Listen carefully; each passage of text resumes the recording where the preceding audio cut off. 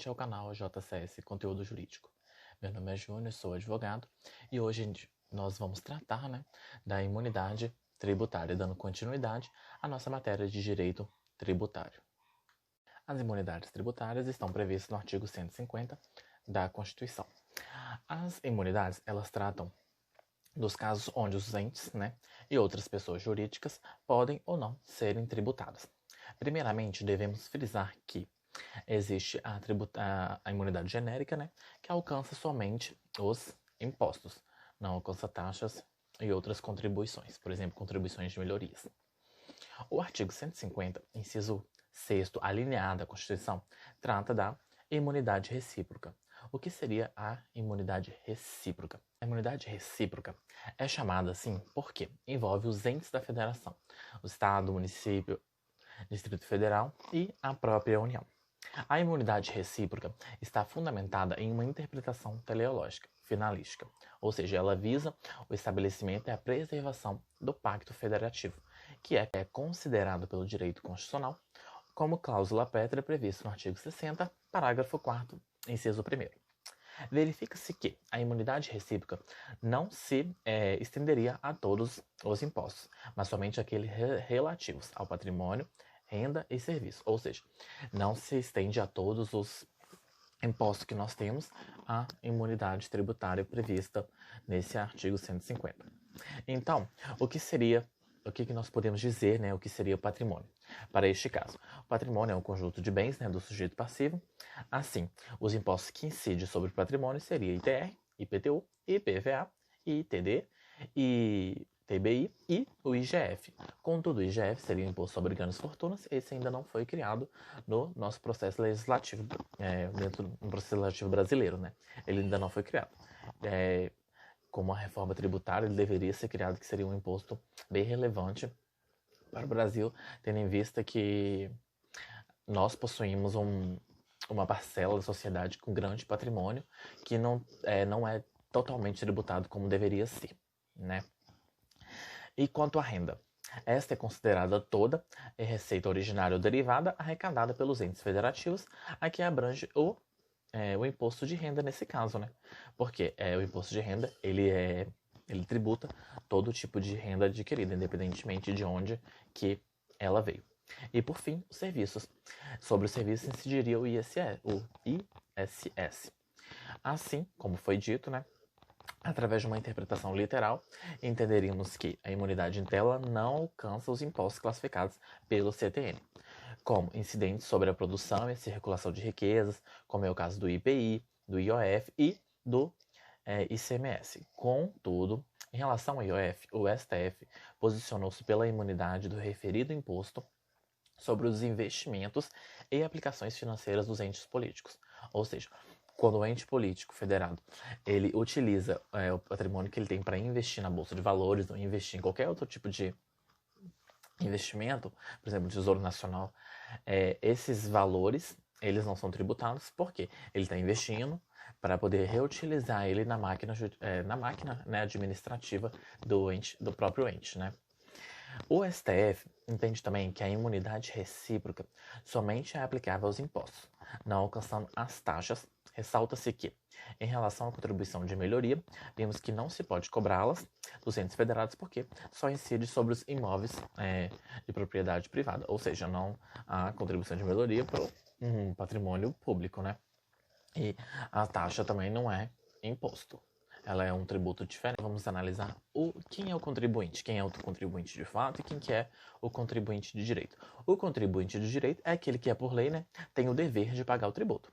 Já o contribuinte de fato é aquele que de fato acaba sofrendo o desgaste da repercussão e assim acaba pagando, sobre o ponto de vista econômico, o preço embutido no produto. É quem que paga realmente, o tributo. Agora eu vou falar para vocês, sobre a imunidade no caso de locação de bem, como que ela vai ficar, A imunidade no caso de locação de bem, de acordo com a súmula 724 do STF, ela fala o seguinte, que ainda quando alugado a terceiros, permanece imune, ao IPTU, o imóvel pertencente a qualquer das entidades referidas pelo artigo 150, a linha inciso 6º, a linha C da Constituição, desde que o valor dos aluguéis seja aplicado nas atividades essenciais de tais atividades. Ou seja, a súmula quer dizer o seguinte, que desde que o aluguel, o dinheiro do aluguel, ele seja utilizado para a entidade pública, a igreja, o partido político, para quem que tenha, para os entes da federação, para quem que tenha a imunidade, se esse dinheiro ele for reinvestido, ele for reutilizado pela entidade, né, para a sua atividade essencial, vai ser isento de IPTU e outro tributo que advenha disso. Não é cobrado. A imunidade nos casos de autarquias, fundações, empresas públicas e sociedades de economia mista. As imunidades alcançam a administração pública direta e indireta. A administração pública direta seria a União, Estado, Distrito Federal e municípios, e a indireta seria autarquias, fundações, sociedades de economia mistas e empresas públicas. Contudo, a sociedade de economia mista e empresas públicas a gente vai dar uma separada aqui no momento. Por quê? Autarquias e fundações, desde que não explorem a atividade econômica ou que o serviço por ela prestado sejam remunerados por tarifa ou preço público, pagos por particulares, elas terão imunidade. Para efeitos de aplicação da imunidade recíproca, as autarquias se distinguem, não se distinguem, né, das fundações públicas, já que ambas são pessoas jurídicas de direito público, abrangendo também, né, neste caso, as agências reguladoras, executivas e associações públicas. No caso de agentes reguladores, executivas e associações públicas, a gente tem a ANEEL, a Anatel, que são agências que regulam um serviço prestado pela administração pública direta ou indireta dentro do nosso Brasil, né? Para falar da nossa, República Federativa do Brasil. Dentro do nosso país, as agências reguladoras regulam esse tipo de serviços prestados. Já em relação à sociedade de economia mista e as empresas públicas, como elas obtêm lucro, estão dentro do regime jurídico de direito privado, elas estão sujeitas às obrigações trabalhistas e tributárias, ou seja, elas não possuem essas imunidades tributárias que são direcionadas para o poder público ou quem exerça, né, alguma atividade para o poder público que não é extensiva ao regime jurídico privado, ou seja, elas não são imunes tributariamente. Como muitos sabem, a gente tem o caso do Correio e outras empresas que são de direito privado, mas que prestam um tipo de serviço exclusivo dentro do território brasileiro. Ou seja, são empresas que possuem monopólio daquela atividade. Não possui nenhum outro tipo de empresa que exerça aquele tipo de serviço. Neste caso, essas empresas, no caso, por exemplo, os Correios, né, eles não...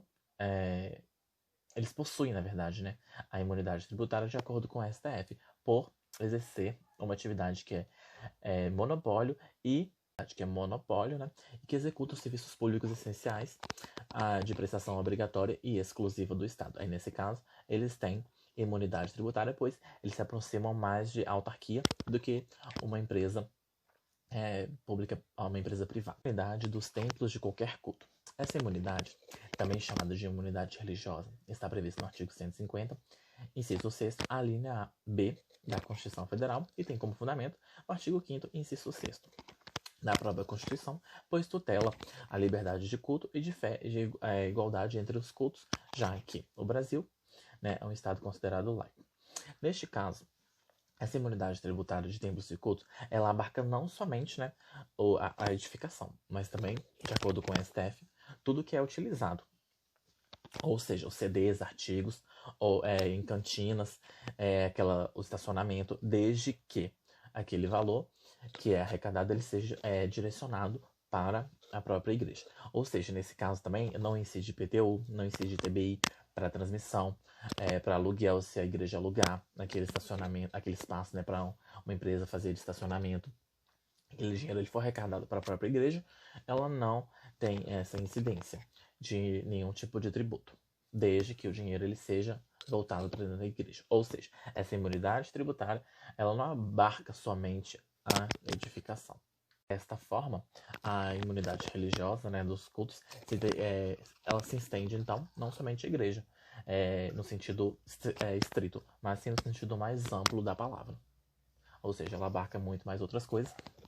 E no caso das instituições católicas, né, elas são estudadas dentro de um outro inciso, e não pela inciso que fala da religião. Ela está abarcada pelo inciso da educação e das instituições sem fins lucrativos, das instituições, né, filantrópicas. Ela estaria mais abarcada.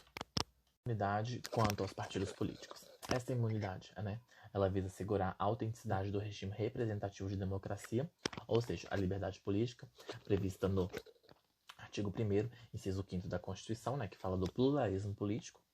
A imunidade sobre partidos políticos também, em tela, alcança também as suas fundações, que não sofrerão incidência de imposto sobre seu patrimônio, renda ou serviço, desde que vinculadas às suas finalidades essenciais.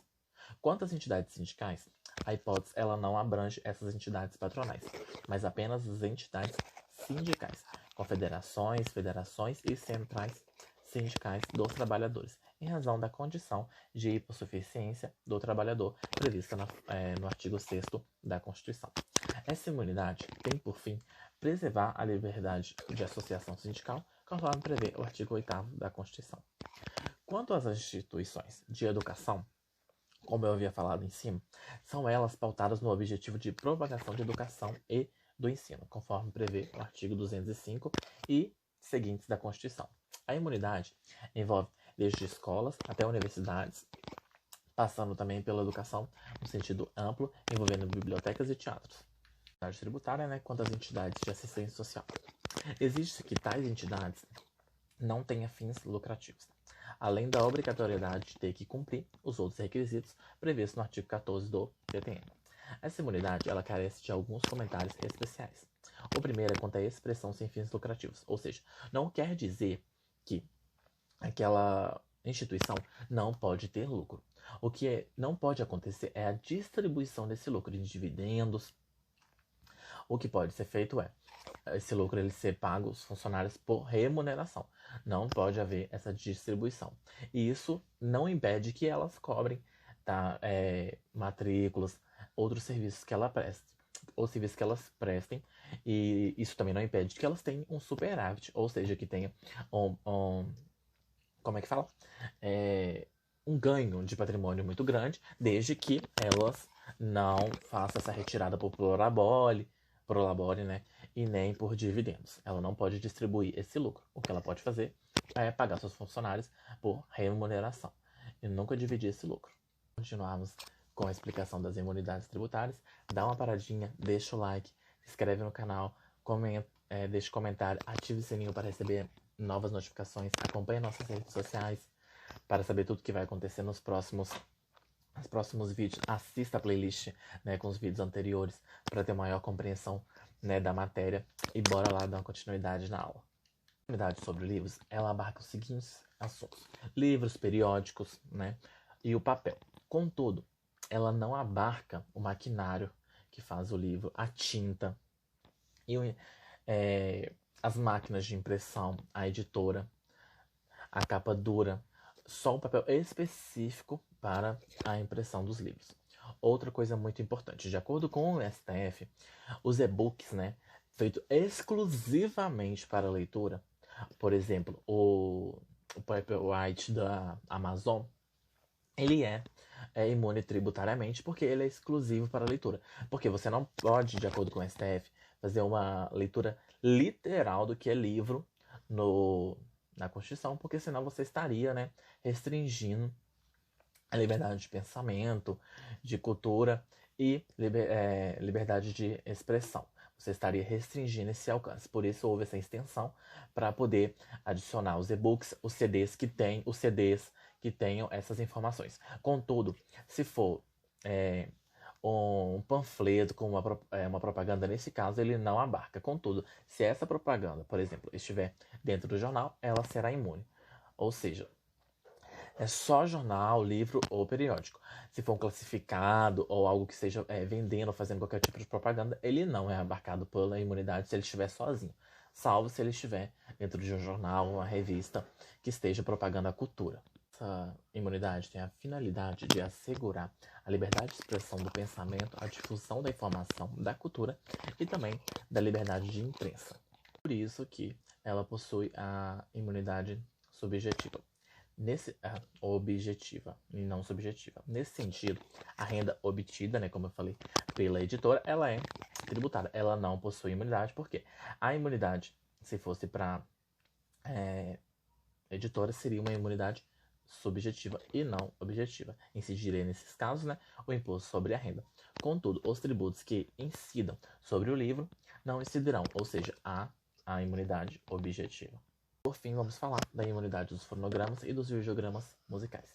Essa imunidade, ela está prevista para os CDs e DVDs, ringtones e downloads de música, né, de autores brasileiros, com o intuito de quê? De reduzir, né, o custo da produção desses CDs, DVDs musicais para vender para o público, para o consumidor, para evitar que ele adquira esses aparelhos de forma pirata, para diminuir a pirataria no Brasil. Por isso que temos essa imunidade para os fonogramas, videogramas de CDs e DVDs musicais dos nossos autores brasileiros. Ficamos por aqui, né? Falamos de todas as imunidades possíveis que está prevista no direito tributário. Até a próxima aula, onde daremos continuidade à matéria.